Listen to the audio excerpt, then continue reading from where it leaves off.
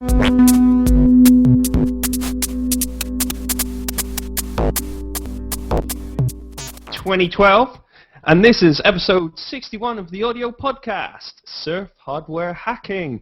I'm Scott Hewitt, and tonight I'm joined by... I'm Samuel Freeman, and we have Jean-Baptiste Thiebaut. Hello. Hello. Jean-Baptiste, you're here to talk about music Hackspace.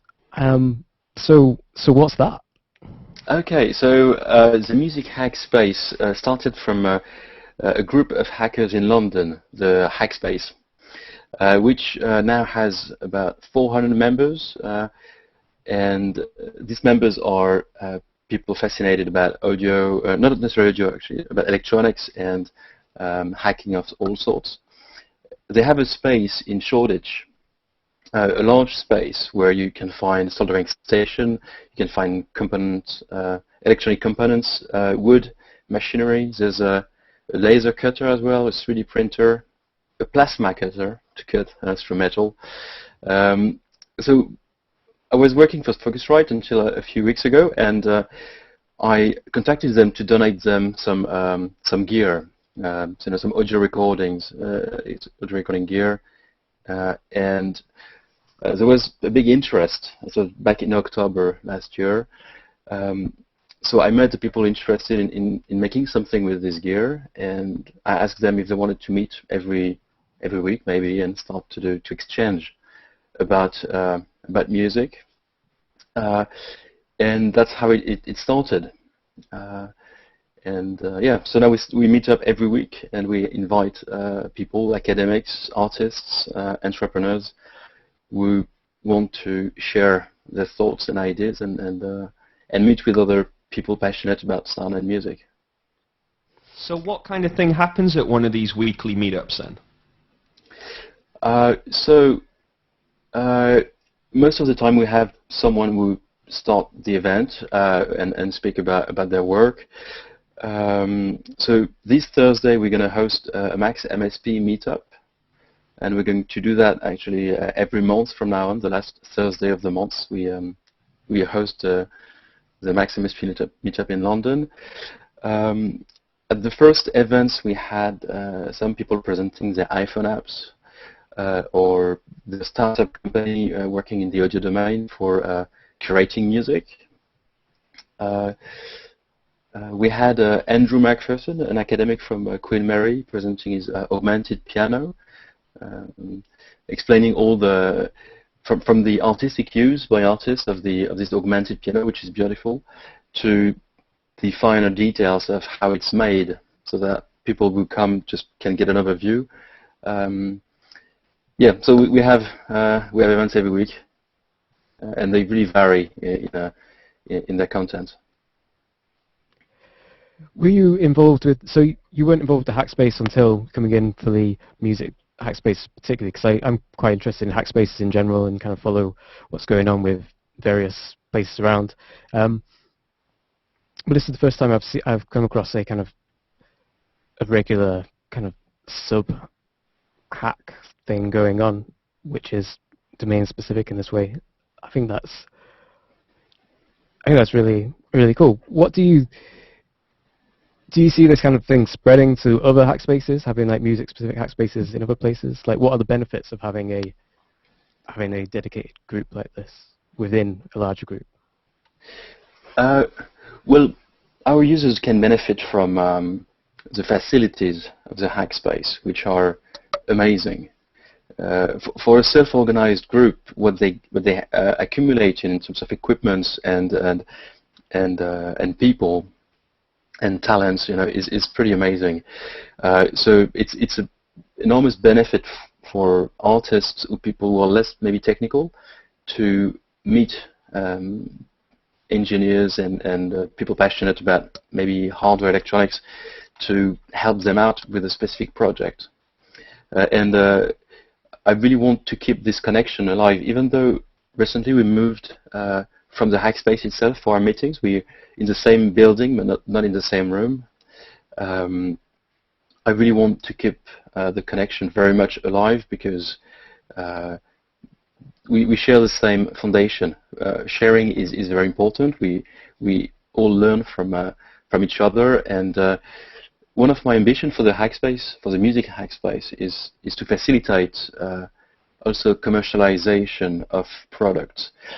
There are a few members who make hardware, such as synthesizers or modular synths, and they are ready to be used in an artistic context, but they lack distribution knowledge or a window to the world, and I want the music Hackspace to be helping them with that, helping them with productizing what they create.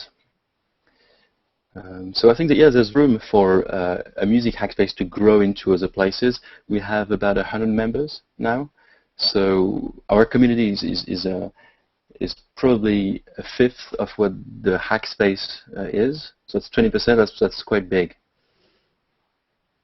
And looking on Hackspace, musichackspace.org, I see that you were at the Beam Festival this weekend, just gone. Yes. How did that go? Well, that was really interesting. We offered to do a workshop there, so to come with our gear and show what we are doing individually and collectively. And we say that we would love to do a performance as well, the Hackspace Big Band. And I'm very grateful that they accepted the challenge, and they took the gamble of without having heard anything, allowing us to perform, which we did yesterday on Sunday, and it was a success. So we were 7 playing different instruments. There was a ukulele, an augmented ukulele, a flute, and effects. I was playing turntables with a camera and effects as well, which is documented on the website as a Solaris project. There was a beatboxer using his own iPhone app. There was a guy doing circuit bending, and another one doing modular synths, and a drummer using his own crazy casserole or set of kitchen tools to make music. So yeah, it went really well. I think it was a world premiere of the music Hackspace Big Band, and I'm hoping there will be more gigs. Awesome. That's great stuff there. So I know you've got the MSP, you said you got the MSP meetup next this coming week. Are there any other events in the near future that it would be worth people knowing about that might be of interest to people? Yes, we're going to do regular workshops as well on Sundays. So it's not in the diary just yet, but we're working on it. We're probably going to start with hardware electronics for audio. We're going to hack as well a Raspberry Pi, try to make it sound, or make it produce sound. One of the exciting stuff that has come in the past week is that we've been awarded a grant to fund a composer in residency. So the organization Sound and Music has this program called Embedded Composer, and they give money to a composer to be in a place for up to a year, I think. And we've applied for this, and we're very happy to be hosting a composer from September to July 2013, to stay 1 day a week with us, to drive the production of instruments and tools that would facilitate a performance. So, yeah, that's among the exciting news. So for any party who's interested in that kind of commission opportunity or in anything else to do with the London Music Hackspace, where can they find out more about that? So it's interesting you ask. I think I didn't blog about it, but but Sound and Music has a page on embedded composers. They released a call a week ago. There's 3 calls going at the moment. One with the BBC Symphony Orchestra. That's pretty high profile, so I'm very proud to be in the same batch. And there's the one with an organization based in London as well, which is no.w.where, .ear, nowhere. I don't know how that should read, but they do fascinating stuff as well. I will blog about this on the website. People are most welcome to come to the space, meet the people, and get a feel for what we want to do and what we can offer to a composer who wants to work with technology. All of our events are free, so you can drop in, for one Thursday and then share, a pizza after the events with us, and it's very friendly. It's a good atmosphere. Okay. And if people want to find out more directly about the happenings of the Music Hackspace, do you guys run a website as well, or? Yes, we have a website, the musichackspace.org. Actually, musichackspace.org. That's the name of the website. And we have a page, events, for all the events that traces all the events and announces the future events. We also tweet about those, and the Twitter is Music Hackspace. So yeah, follow us. Awesome stuff. We'll make sure that both of those links get put into our show notes at theaudiopodcast.co.uk for people, so they can go find them and click across, as would be. So I'd like to thank you for taking some time out on it today to come and talk to us. That's awesome, and it sounds very exciting what you're doing with this kind of London-based Hackspace. So I know certainly next time I'm down in London, I'm going to try and drop in and take a look and see what's going on there as well. So. Absolutely. You should come and talk about what you do as well. Perhaps so. Perhaps so.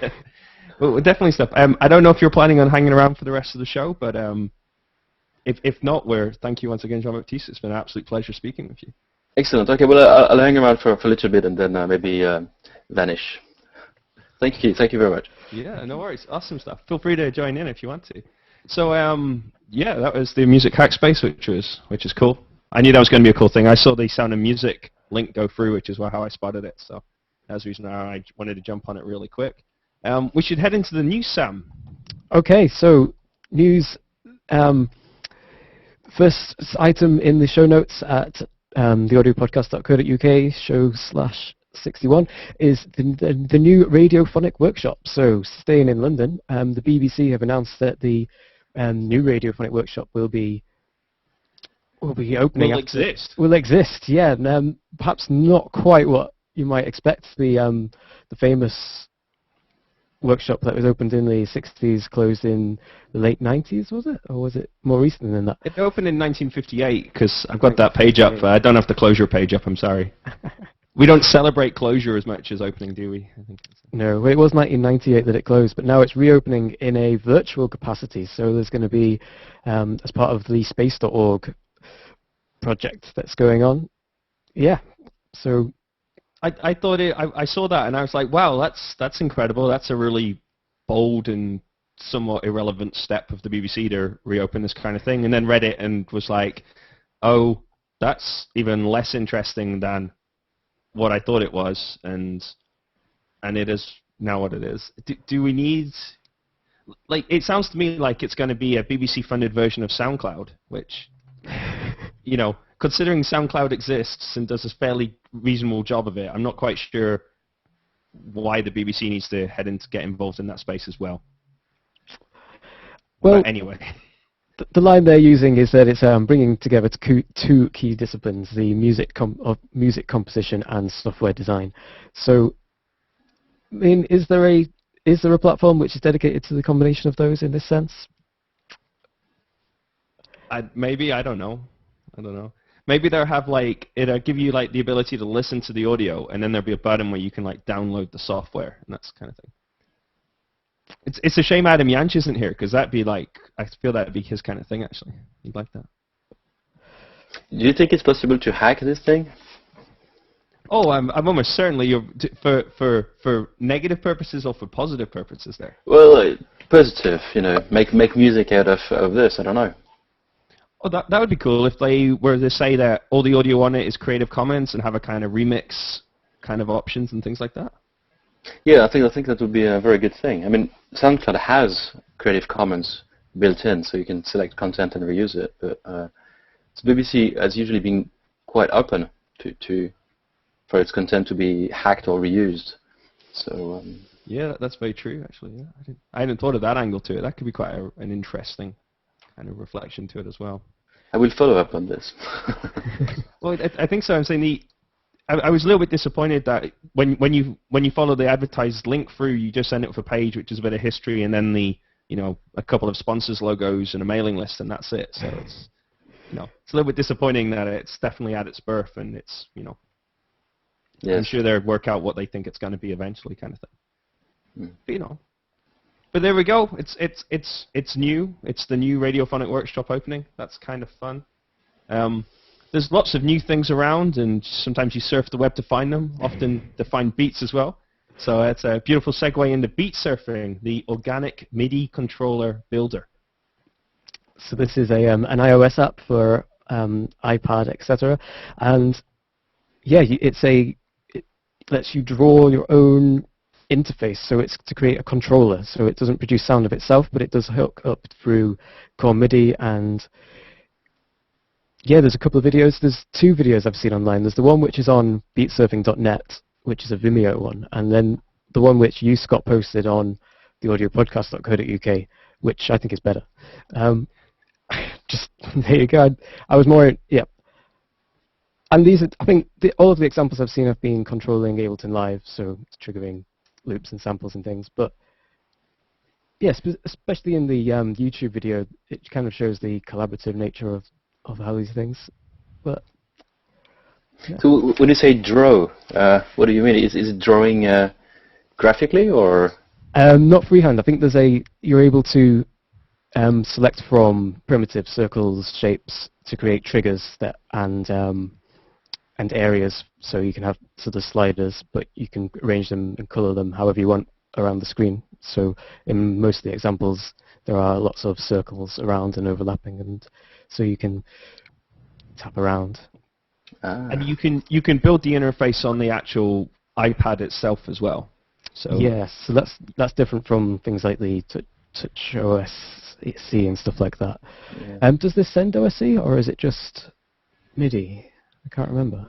I didn't actually spot that. I had a quick look to see which one what it was sending, but I didn't actually spot that. I'll have a quick rummage now, sort of stuff. But I would guess it probably does both. Would be my guess, but the emphasis is on the core MIDI though, because the core MIDI in iOS lets you, if you've got the hardware, connect it to external machines, or you can connect within the device itself. So any sound producing application which will accept core MIDI will be controllable from your beat surfing interface. Yeah. And an interesting use of it as well is that the fact that you can actually link it with core with virtual MIDI internally on the iPad as well. Yeah, that's what I was saying. So go between the app. Well, so as well as going between the app and your kind of your computer running an application, you can actually also control an application running on the iOS device there as well. You were reading when I was talking, weren't you, Scott? No, your audio you cut out for me momentarily, so I okay. I was like, this would be an intelligent remark to come in with, and I didn't think you were in that direction. So I'm always scared when we do this, that when I'm reading something, I'm always scared that the thing I'm about to say has just been said while I was. Oh. So this thing is a bit reminiscent of the Lemur, isn't it? And Yanix. Do you remember Yanix as well? Yeah, I guess so. I'm saying this whole. I always feel sorry for the Lemur kind of people because they had this really great thing which was really expensive, and then everybody came and ate their lunch just for overnight, really, didn't they? But yeah, it's a similar kind of thing, and you're right with the ability to have a very flexible interface rather than an interface which is dictated and you're kind of restricted to what you have there. But at the same time, you are restricted to the palette of primitives that they offer. So they're offering. Let's read this. They're offering lines, polygons, circles, faders, of which you can control the size, color, orientation, and 3D position. So yeah, you've got freedom within those bounds. Talking about freedom, I always think one of the great attributes of freedom is the opportunity to have choice.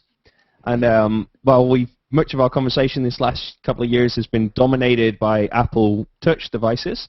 Microsoft this week announced the Surface, which is their touch interface computer. I'd like to plow in immediately and point out to everybody that Microsoft actually invented the touch tablets a long time ago, and it was dreadful, and then Apple made one that worked, and now Microsoft have returned with their version of it, the Surface. Have you had an opportunity to have a look at any part of this, Sam? Or? I have. So you say there's choice. There are two versions. There's which differ in size and hardware and also in the OS they run. So there's the lighter, thinner Windows RT version, and then there's going to be a Windows 8 Pro version, which is slightly heavier and slightly bigger. Both of them have, so that if I'm sure lots of people will be comparing this to the MacBook Air, but immediately you've got the difference that the keyboard is detachable and is kind of just built into the cover, so it's more like, so the Surface itself as an object is more like the iPad. But it comes with a keyboard by default. Yes.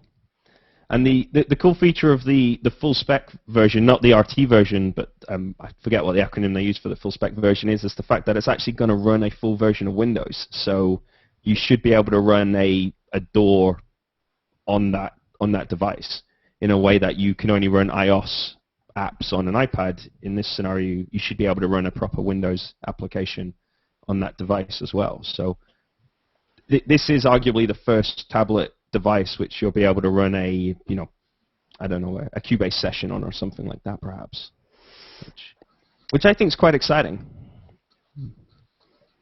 Yes, it means that you could do audio as well as you can do on a Windows machine. That's pretty exciting.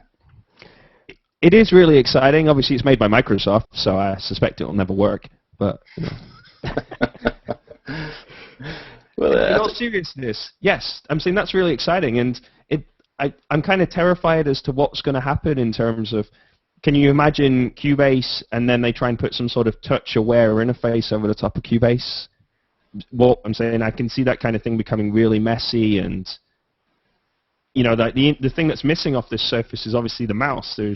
There's no mouse because you've got a touch interface and a keyboard. So, but the keyboard, there is a trackpad. There is a trackpad built into the keyboard as well. So the keyboard cover has a trackpad on there. So I hadn't spotted that, Sam. Good spot.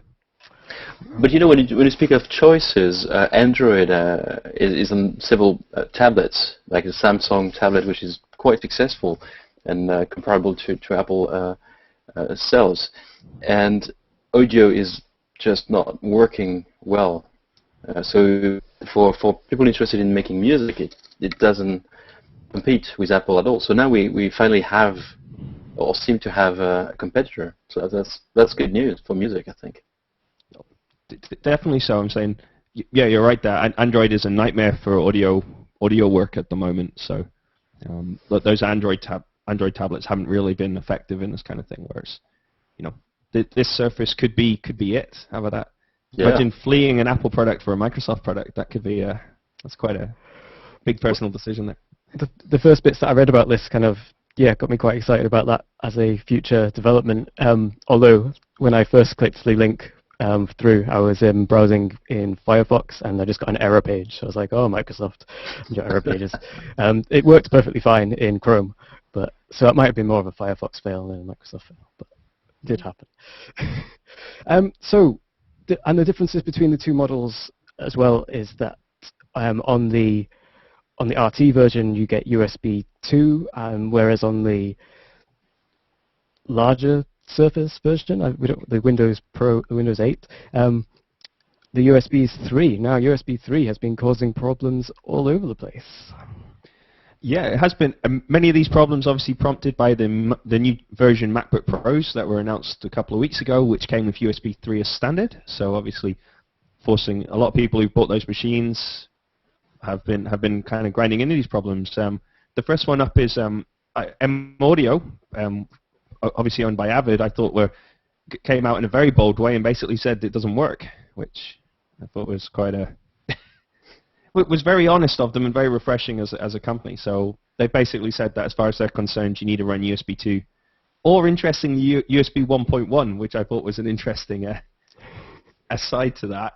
But Anyway, so M-Audio don't consider USB 3 as a supported thing yet, which I think is that really concerns me actually, because as far as I'm concerned, USB 2 and USB 3 were meant to be fully compatible, so you would be able to run a USB 2 device on USB 3. So I guess it shows you what sort of dark magic has been going on in driver space in this, for this kind of situation to have came around, sort of stuff like that. Yeah.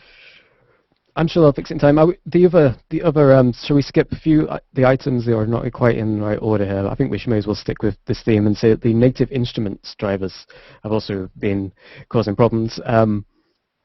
This first came up at the in the middle of May on the Native Instruments forum, where people were having a problem on Windows machines that had both USB 2 and USB 3 ports, where plugging the device into the USB 3 gave them blue screen of death, whereas plugging it into the 2 worked. As you say, now that we've got these new machines out that people are buying, which only have the 3 option, there's a lot of people talking about it. Some of the suggested things, solutions have been to get a Thunderbolt PCIe expansion, and then to buy a USB 2 hub to put into that. So that's nice and elegant. Yeah. I mean, the argument from the person suggesting that was that you're going to need extra ports anyway. So to have so that option gives you 4 ports. I guess you could buy a Thunderbolt audio interface. Oh, wait a minute. Okay. Well, you see, maybe there's more Thunderbolt stuff out there than we were aware of, because I hadn't come across this as a adapter until this week. So, well, there are a growing number of Thunderbolt interfaces, but they're at the very top end at the moment in terms of price range. They're well above. Anybody who's running a native interface card isn't probably going to be buying a Thunderbolt one right now. No, as an approximation, I'd say they could always buy the Thunderbolt to FireWire adapter. Oh wait. Well, I mean, a cinema display. How about a cinema display? That will convert your FireWire, your Thunderbolt to USB 2 and FireWire. There you go. So you get a 27-inch screen out of it as well. I think Thunderbolt is certainly going to hit the market next year. At Focusrite, we looked into this, of course, because that seems to be the future. It's massively endorsed by Apple. So Apple being a dominant player in this market, we need to adapt to whatever port they decide to do. And actually, Focusrite, I don't know if you know this, but they are the first audio interface for FireWire. So there's still a big market there for FireWire interfaces. But Thunderbolt, I think, is going to reach mass market in January next year. Yeah, I think we've talked a lot about these interface kind of thing, kind of wars. I'm saying I've mentioned as a Motu, I have a collection of Motu sound cards that all work perfectly fine, and with the latest version of MacBook upgrades have now all been made redundant due to connectivity, but they all still work, and they've always worked for everything I've wanted to do. So, I'm one of those people where really I don't need to go beyond FireWire. It's I can do 24 channels of 96K audio, which is probably 20 channels more than most people ever do. So, the extra capabilities of Thunderbolt don't necessarily seem that overly attractive. And I think the USB 3 world is actually in a similar place, because USB 3 has been around for quite a while now as well, but for the vast majority of people, it doesn't actually offer that great an advantage that it's something they desperately need, and therefore manufacturers haven't really been putting them on the computers. Because it's interesting to note that Apple are basically leading the charge in both directions here. They are the only people really shipping with Thunderbolts, and them pushing USB 3 only onto their laptops is also going to drive that as well. So it's interesting that Apple are definitely driving both of those technologies. Yeah. As a vote for Thunderbolt, though, we joke about this every time, but it should be remembered that USB was designed to work mice and printers. So there's no part of the USB system built to handle real-time audio, and there never really will be. It's all the backwards compatibility prevents that. So it's nice. It's nice that FireWire has been replaced by something designed with that kind of high performance specification that Thunderbolt has. Because the real nightmare would have been the depreciation of FireWire and the presentation of USB 3 as the option, because that, I don't think that would have served anybody in the creative community particularly well. So. Yeah.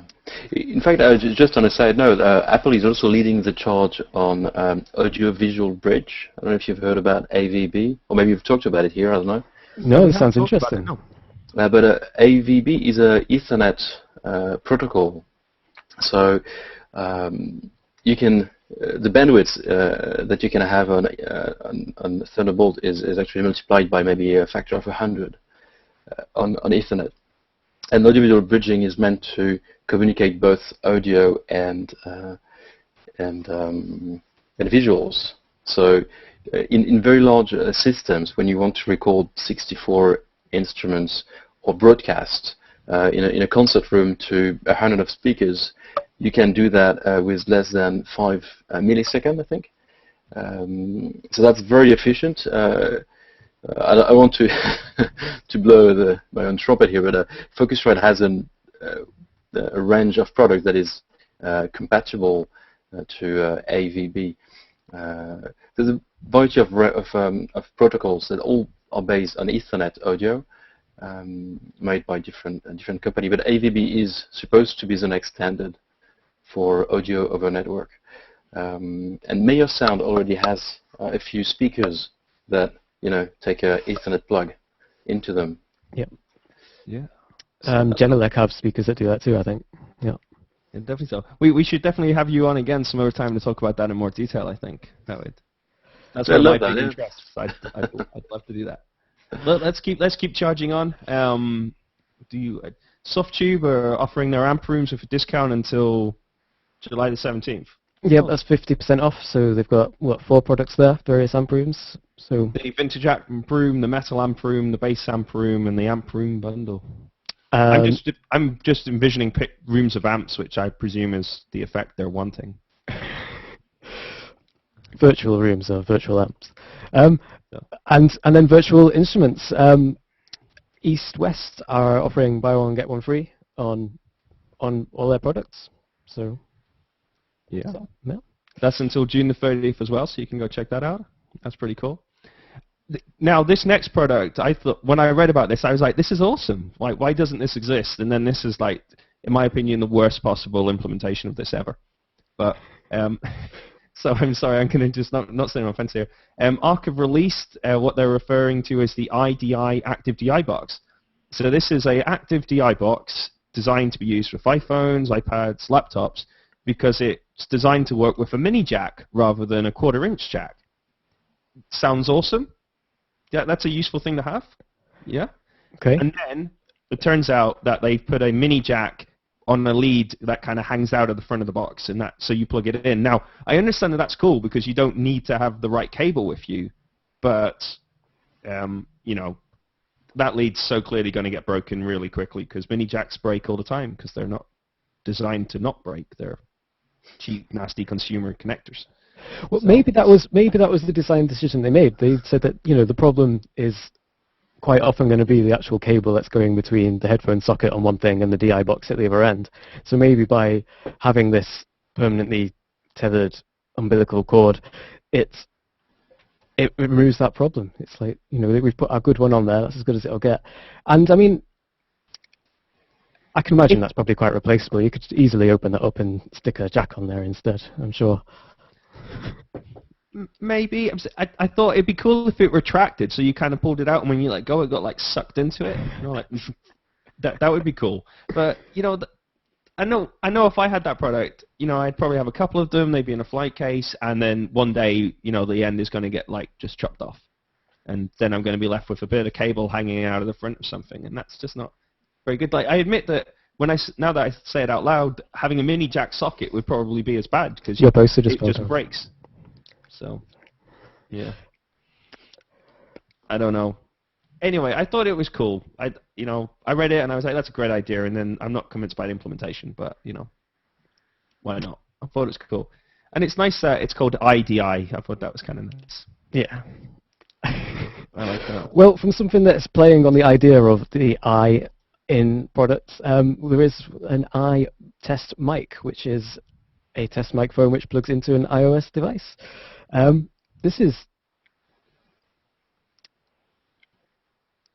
Sorry, I was looking for the price. I was going to say how much it was, but... So this is a high-spec microphone that comes with a...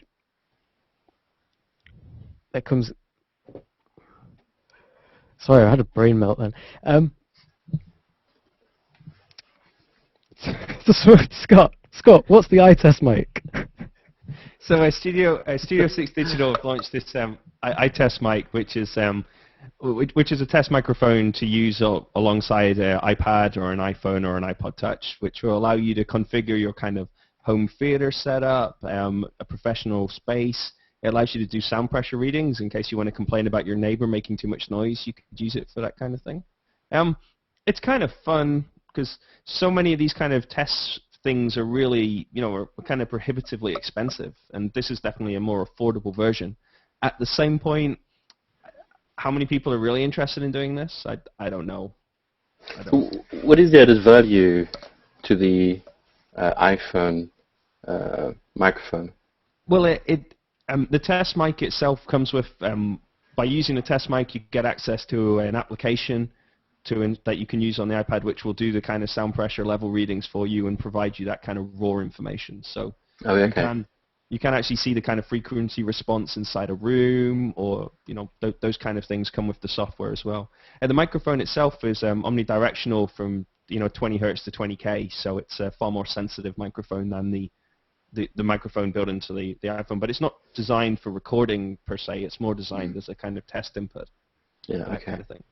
I guess my thought is for the home theater thing, I'm saying I know how everybody sets their home theater up. You kind of plug it in, then you turn it up, and then you keep turning it up until the ground kind of shakes when it goes bang, because that's really the whole point in doing that, isn't it? It's just to have it, you want to feel the explosion, not see it, not hear it, feel it. Electric shocks? What is the solution? Smell as well. Yeah, mist machines and things like this. It is still $200 though. I mean, it's more accessible than there is. It's not the first product for the iOS aimed at testing. There's an iAudio device interface too, which is a $400 audio interface with the iOS. What's the technical term for the connector that plugs into your iPod and iPhone and stuff like that? It's the 30-pin connector, isn't it? It's the 30-pin connector, yeah. So, yeah, at $200, it's half the price of this other one, which is only the interface and not the microphone, which you would have to get separately. But it's a cool product, and it's there. And if it's of interest to people, it's of interest to people, isn't it? Yeah. As a hacker tip, I would like to point that there's a small device called a Kinetica, I think, or Pod Gizmo, which is a 30-pin connector that comes in a kit for maybe £12, and you could solder all your cables for audio and for power, and plug that into an iPhone to make anything you want. So that it could be an interface, and so you could access the two audio in and audio out of the iPad or iPhone, and make something of your own. So you can make a speaker of your own, or a microphone of your own, or both. To communicate with it. Yeah, it's very cool. It's a Pod Gizmo, I think. Yeah, I got one. It's very cheap. It comes in kit for the electronics adapts here. Awesome. Awesome stuff. Cool. Let's keep moving along here. So just press play. I don't know if either of you have spotted this last week, but there's been a bit of a controversy kind of brewing with an argument about what actually constitutes a live performance in EDM. Deadmo5 kind of posted a thing about what he's actually doing in his live shows. I don't know if you spot any of this or not, but he basically made the point that people come to his shows to hear the music that he's recorded and released on an album, so he's very keen to play it very close to what it is, which at times is kind of impractical. So as a consequence, he's increasingly just pressing play and delivering the exact audio, but with this incredible kind of stage show, which is all synced up, and he himself kind of creates a more kind of dramatic element to it all, with costume and things like that. following up from that, Ian Golden on DJ Tech Tools kind of bemoaned the fact there are no kind of rock stars in this kind of field because of this kind of thing and people's kind of very limited performance practice. And then finally, CDM kind of joined in with a kind of nice kind of overview and argument against both of those kind of things. So I wondered, you guys got any opinion about the kind of live music thing? So the main criticism here is that it's a it's button pushing music, isn't it? You know, if for somebody to be on stage performing this, then they're just generally pushing buttons, whether that's or turning knobs. And I think that what in the DJ Tech Tools, like the call seems to be for more kind of like theatrical extravagance, and comparing to metal bands and things of old, I don't think it's a fair comparison. I don't think it's necessary to be looking for things to be more than what they are. If people are doing stuff which is more theatrical, more bodily in performance, then that's great. But if not, then what's the problem? Yeah, this has been, I think, a long debate in the live electronics scene. You know, more often than not, you would go to a concert where a guy sits behind a laptop, and actually, if he's pressing play or doing live coding or making strange calculations, you actually have no clue. And it's about the cues that are given to the audience, I suppose, that where there is a sort of attention. I think if Deadmau5 acts as his music and lives his music, even though he's pressing play, that's not a problem for anyone. But if he's just sitting there and pressing a button, then it becomes very boring, and you don't see the value of going to a concert to see that. And I think Peter Kuhn in Create Digital Music website, I think it's today, that what you referred to, Scott, approached the problem nicely. What is the band he's talking about? Because he says in the article that they have a setting that they're going to improvise with, and accidents may happen, and that's a good thing, because then you deal with it and just make something maybe off route of the tracks. I think it's interesting the way with these things that everybody kind of, the focus is always it's the music, it's all about the music, it's all about the music, but then it turns out that there is actually this massive concern and interest surrounding the accompanying kind of stage show that's actually happening there, and the kind of visual thing that they're seeing and those kind of bits. And the thing that I was taking from the articles was the fact that was that kind of reminder that the actual kind of stage presence and stage activity is important and is a craft of itself alongside the kind of the musical aspect of what's actually going on there. That's very true.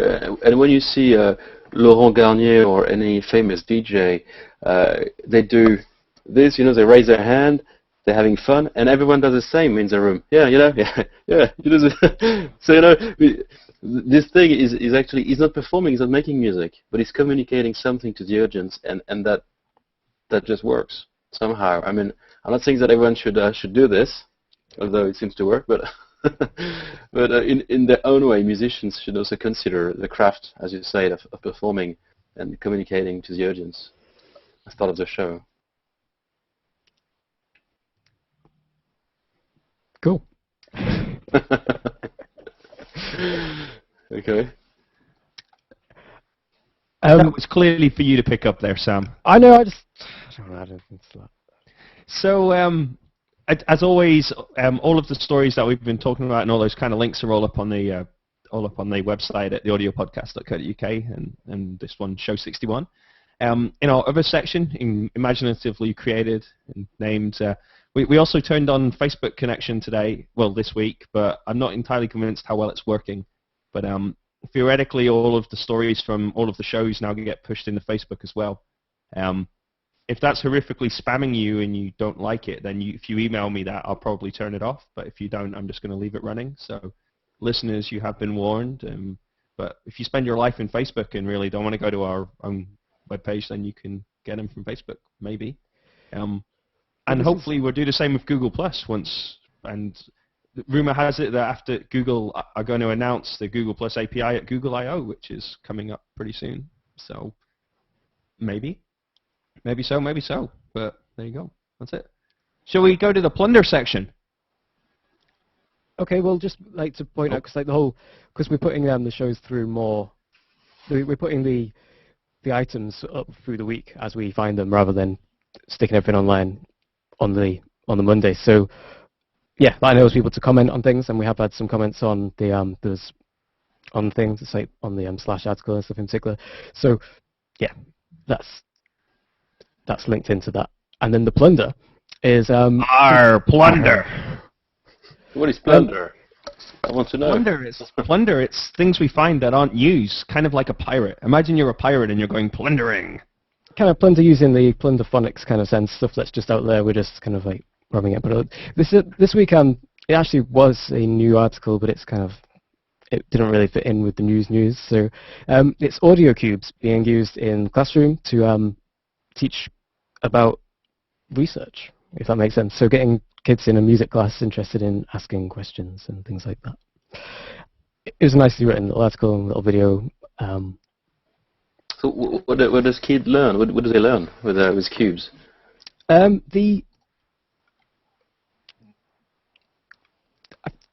think that the teacher was... research is fun. Exactly, research is fun.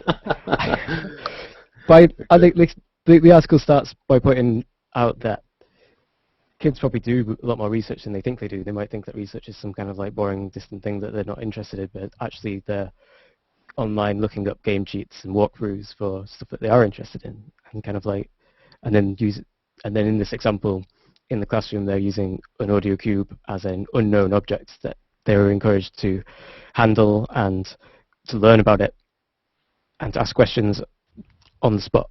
So working out what it does, how it works, and focusing on the questioning that happens while you're doing that. So, wow. Fascinating. Awesome. Well, that's it. We've made it to the end of the show. Woo! All the way through the show notes. That's been awesome stuff. And Jean-Baptiste has been with us the whole way through, which has been awesome as well. Thank you very much. Yeah. Thank you. Thank you. It's been great talking with you. I don't have that many geek talks these days, so I'm very happy to have joined the conversation. Well, it's a nice. It's a compliment, huh? Geek in my mind.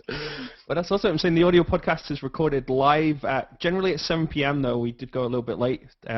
In a Google Plus Hangout, you can watch us live on YouTube. If you want to come on the show, let us know, and maybe if you can convince us you got something exciting to talk about, then we'll definitely have you on, which would be awesome stuff. The way to do that is through Google Plus. So find the audio podcast on there, add us onto one of your circles, and then we can add you back. Yeah, that's awesome stuff. Jean-Baptiste, we're definitely going to have you on again, I think. I'd love that. To talk about your kind of Focusrite connection as well. I didn't want. I was very careful not to mention that, and then you brought it in, so I feel as if I'm allowed to now. So that's cool. Nice, all right. On next week's show, we have Adam Jansch is going to be our guest. He has a iOS app being released on Saturday, which is pretty exciting. So he's going to tell us all about his iOS app. I believe this is the iOS app that was originally refused from the App Store as well, which we mentioned. So that's kind of an exciting little thing we got coming up as well. So yeah, that's it. Don't forget you can get all the show notes at theaudiopodcast.co.uk. I've been Scott Hewitt. This has been the Audio Podcast, show number 61, Surf Hardware Hacking. I'm Samuel Freeman. And I'm Jean-Baptiste Thiebaut. Thank you very much for the time. Bye. Bye. Bye.